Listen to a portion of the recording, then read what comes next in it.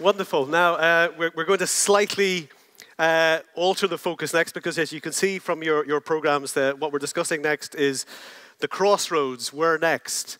And I'm going to ask Danielle Nirenberg from Food Tank, Dr. William Burke from Stanford University, the USA, and Eric Fisher, the co-founder of Festival 21 in Melbourne, if they could come up and join me.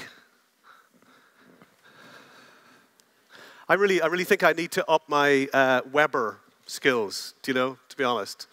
I'm kind of feeling I've got a big green egg, and I sort of think, I don't really know what to do with that big green egg anymore. I need to start burning.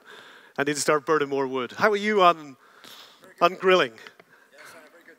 In terms of, I should clarify that I'm not the co-founder of Entity Free. I'm the global coordinator for Europe and Africa, but our co-founder unfortunately couldn't be here this weekend. Alessandro, okay. Yeah. Danny, you're welcome back. Thank you very much. Great. And William's Bill Burke is on his way up. Very good. From Stanford. Now, talk about having to ask the big question, the crossroads, where next? Because, of course, Ballymaloe would appear to be a zone dedicated to pleasure, but it's as much a zone dedicated to politics, the politics of food. The choices that Myrtle Allen has made here since 1964 have given us Ballymaloe today, as opposed to agribusiness food and commercialization, which dominates so much of all our Western world, I mean, Danny, when I was listening to you this morning, you were saying there is no silver bullet. There is no simple one-step solution that's going to solve the issues that we face in terms of climate change, in terms of global poverty, in terms of obesity. Mm-hmm. But what steps can we take to get people to act differently, behave differently, think differently? If I could begin with you. Sure. I mean, one of the steps that I've seen is this kind of thing, bringing people together. And so what Myrtle was able to create in 1964. 64? That was very forward thinking at the time. I mean, there were, the agriculture of the day in the 60s was green revolution technologies, producing as much food, as much calories, quantity over quality. And I think, the work that Jack's been doing has shown that focusing on quantity and calories has had really destructive consequences in terms of both our human health and the health of the planet. We're producing a lot of things that just fill people up but don't actually nourish them. And so the steps that we need, are awareness building, education, teaching people how to eat again. I mean, I think we've all forgotten that, I do this too. I eat in front of my computer. We're all busy. I'm constantly on airplanes or we all work, more than 8 hours a day. And so being able to appreciate the quality of food and the sharing of food, conviviality is something that I think, whether you live in sub-Saharan Africa or in Ireland, being able to share meals together and appreciate where that food comes from is a huge step. Bill, yourself, I mean, is there if there's no silver bullet, what are the primary steps? I mean, you've worked with a Peace Corps in Gambia. Yeah. You speak Mandinka. I do. And have a degree in theater. Yeah, I do. That's pretty conflicted. But anyway, apart from that, what steps, having had that global experience, you're at Stanford, but you've been in Africa like Danny. Sure. How can we seem to be faced with these problems of in the developing world, as we might call it, hunger, but in the developed world, the problem is obesity. The amount of people who wake up obese. So what's going wrong? Well, first of all, thanks for the question. Thanks for having me. Sorry I was running up the aisle. I was getting my microphone. It's okay. Now I know how Britney Spears feels when she's answering questions about food security.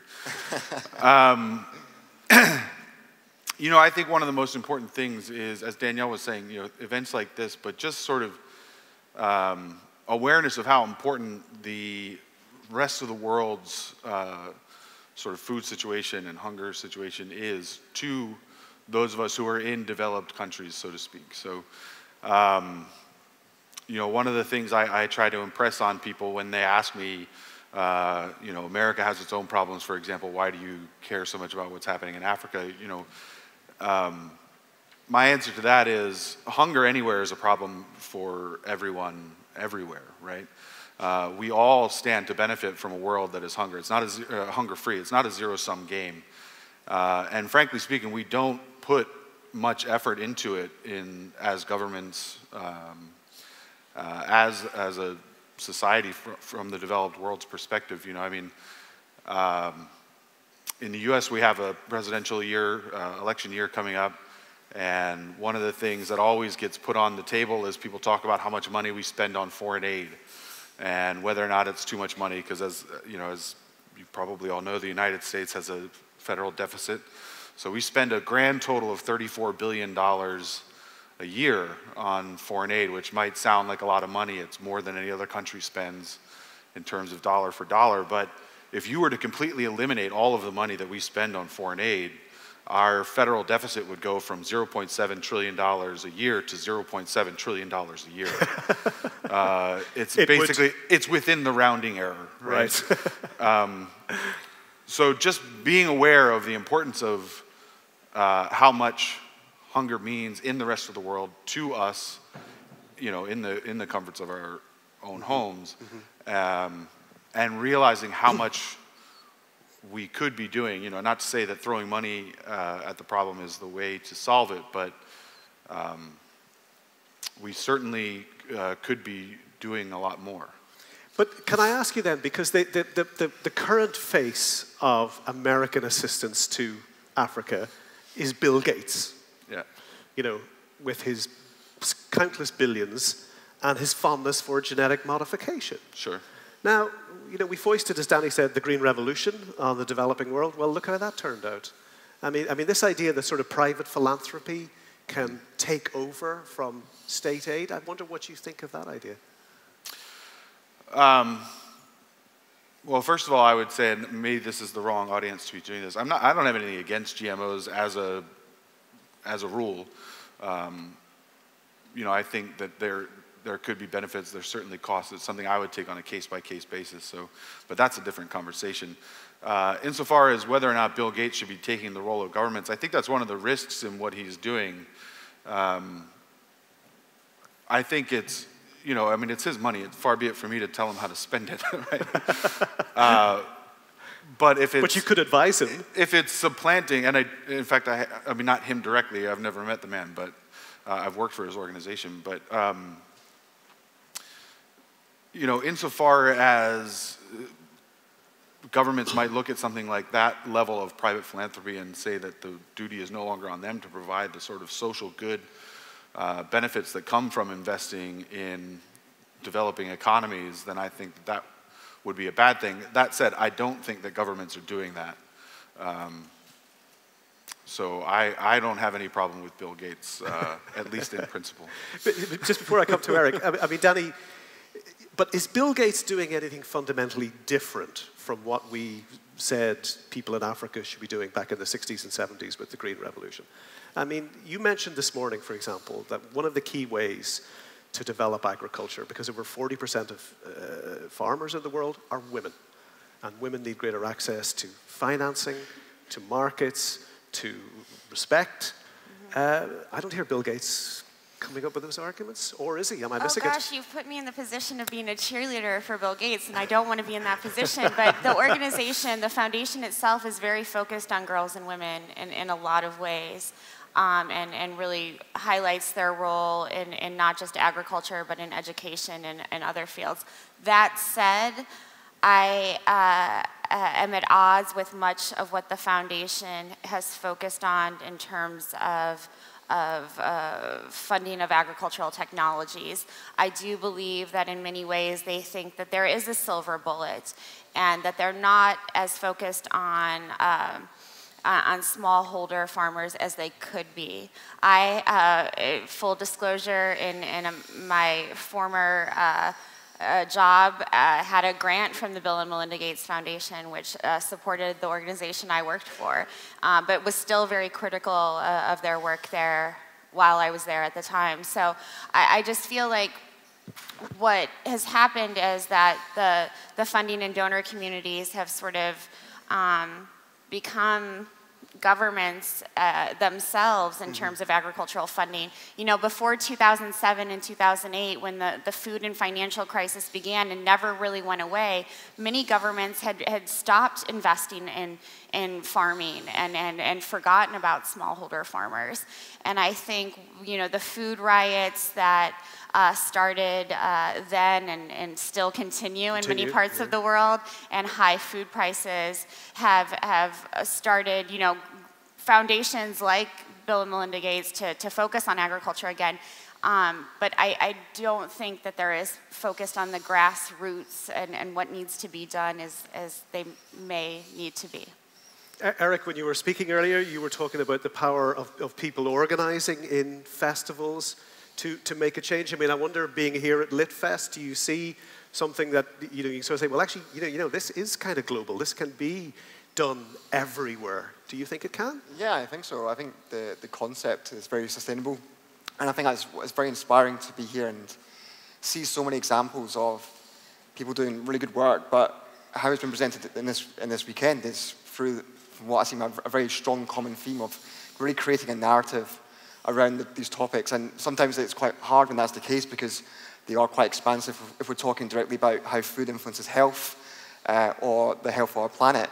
But by really interacting with these topics through kind of diverse ways of communication, whether that be through short films, whether it be panel discussions like this, whether it be through giving real life tangible examples of not only people who are enforcing positive change within these areas, but also providing real solutions. Yes. And subsequently, you know, hopefully we all leave this weekend not only feeling positive and with a new or a reinforced sense of vigor, but we also spread the word to people who couldn't be here. And therefore, hopefully that message is passed on. So. But realistically, I mean, the obstacles put up by, you know, the agri-business, agri-food combines, enormously powerful companies. You know, the number of companies, for example, who essentially control America, control food in America, could be counted on the fingers of two hands. Mm-hmm. So, I mean, their wealth, their power, their influence. It's the same in the UK. I mean, you get a token thing like the sugar tax, mm-hmm. which is really a token tax. So how is it that governments seem to vote on the side of big business rather than the side of agricultural and culinary idealism? Would you say the sugar tax is an example of that? I wouldn't say that the government. I think the sugar tax is actually a good example of how really governments are looking at not completely taking away soft drink beverages, but trying to compensate with being realistic. You know, you're not, in terms of making informed health choices regarding food, then it's not a case. It's ridiculous for me to sit up here and say it'd be great if everyone had a vegan-based diet, because that's not really realistic. But what is realistic is trying to make small changes. So whether that be 1 or 2 days a week, asking people to have a meat-free day, then that is a kind of a one step further, and it's making small improvements which will hopefully get us to achieving the kind of larger targets that we have set globally in terms of the sustainable development. But in terms of big business, it's important to mention that I think often, especially within the health sector, we see business as being a very negative, well, maybe a negative factor, but the reality is we have to work with big business, because they are the ones who, you know, as you mentioned, you know, they create and control a lot of the food chains and food supplies. So we have to work with them and not against them. Mm-hmm. But let's just turn to, I mean, the issue of climate change and its impact on, you know, the farmers on small farms who actually produce the greatest amount of food in the world. Many people think great big agricultural expanses in the developed world produce most of the food in the world, but they don't. It's actually produced on very, very small farms. But the irony with climate change is that those farmers are the ones who are going to suffer the most. How do they overcome that? You were talking earlier today about returning to traditional crops, returning to a system where agriculture is able to change. Is that a way, shall we say, to not sort of lose confidence in the face of climate change, to be able to say, well, okay, we have to dance to a different tune? Absolutely, and farmers are already dancing to a different tune right now. I mean, there are at least 500 million small family farms across the globe, or family farms across the globe. Most of those are smallholders producing 90% of what you and I eat, and what their families eat. And so we really need to make sure that we're investing in them, that they have the ability to adapt, to pivot, to be able to, I talked a little bit this morning about going forward by going back and looking at some of these traditional practices that can really make a big difference in their farming practices. And it's not just growing indigenous and traditional crops. It's things like agroforestry, growing trees along with crops. It can be a win-win-win. Trees provide shade, they can hold water in soils, they prevent erosion, et cetera, and they can provide a source of food and carbon sequestration. So these are practices that can work for smallholders, or they can work for the really big farms as well. Yeah. I mean, Bill, a term that's become relatively popular now, agroecology, a form of agriculture that has a very, very strong ecological focus. Is that a way forward? And I mean, I just wondered when you mentioned there the ability of small farmers to change quickly, but the American system with very, very large farms, surely that's a system like a supertanker. You can't turn that very quickly, can you? Like, is that a system with actually considerable inbuilt weaknesses? Well, whether you can turn that system quickly or not is maybe not the question I would be asking, because as you pointed out, most of the food in the world is produced by small farmers, not in that system. So I agree with Danielle wholeheartedly that a lot of the solutions that we'll need to address the problems that we're facing are not the sort of things that are going to require fantastic technological innovation, right?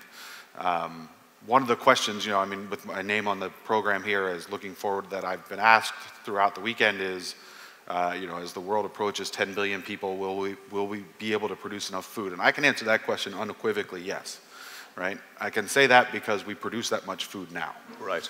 Right? So the issue is distribution. So the issue is distribution, and as climate changes, I mean, food production is possibly going to shift around the world, but the total amount that we're able to produce is probably not going to change very much. And so the question then becomes, I mean, not only should we not be looking for a silver bullet, but we should make sure that we're pointing at the right target. And that's going to involve a lot of productivity increases in parts of the world that don't require the sort of thinking that went into farming in the past, as opposed to some of the things that we're trying to solve right now. And so things like Danielle mentioned a few. Agroecology, I think, is a really important thing, particularly in Africa, which is where the next green revolution, so to speak, if we can be careful using that phrase, is going to take place because of the way that soils are developed in Africa, the way that they've been farmed for the last 50 years or so. Agroecology is a really important thing. There are a lot of soil and agricultural systems at risk of collapse right now because that has not been given enough attention in the past. But again, saying that agroecology is important is not a silver bullet in and of itself, because depending on where you're farming, that means different things to different people, right? Or different things to different soils, really. Yeah. So being willing to accept the fact that the technology that we need already exists, but the willingness to apply it in a diverse and sort of idiosyncratic way is what is lacking. Right. Local knowledge. Very much so, yeah. Local wisdom. Exactly, yeah. And if you look at, if I can just one real quickly, you look at some of the programs that are in place right now in African countries, and again, I keep going back to that because I think that's where it's going to be very important in the future, and it's also where I happen to have experience, so I'm very biased in that regard. But a lot of the programs that are in place right now are focused on things like fertilizers and subsidy programs, but you look at recommendation rates that are pan-territorial or the same across an entire country. Whereas in Ireland, you look at if fertilizer is being used, the recommended application rates are going to adjust from one corner of a field to the next, while in Africa they're applying the same recommendations across country or entire regions, right? So there's a long way we can go without getting very radical in terms of what we're willing to try. Brilliant. Just finally now, before we finish, a very quick question. Given all your experience, Eric, you're optimistic that change will go in the right direction? Definitely. I think we have to be optimistic, because, quite frankly, it's too often we hear about, if we're talking about health or we're talking about climate change, unfortunately the majority of it is often negatively framed. But we have to be positive, and I think events like this and the work that we do at NCD Free and the work that yourself does in Food Tank, it was all positively framed, and then if it's positively framed, people are more likely to engage in it and actually take up the message. Danielle? Absolutely, I couldn't agree more. I mean, that's what Food Tank was really founded on, telling these stories of hope and success and making sure that they get to a wider audience so that we can inspire that change to happen. Bill? I'm absolutely optimistic, and it's because I look to the past, and doomsayers have been wrong for a long, long time. I haven't checked the numbers, but the last I heard, Thomas Malthus is dead and the economy is still ticking. So that said, the question to me is how much pain are we willing to go through before we accept the solution? Right. And we have control over that. Right. Fantastic. Ladies and gentlemen, would you show our appreciation, please, for Bill Burke, Danielle Nirenberg, Eric Fisher. Thank you very much.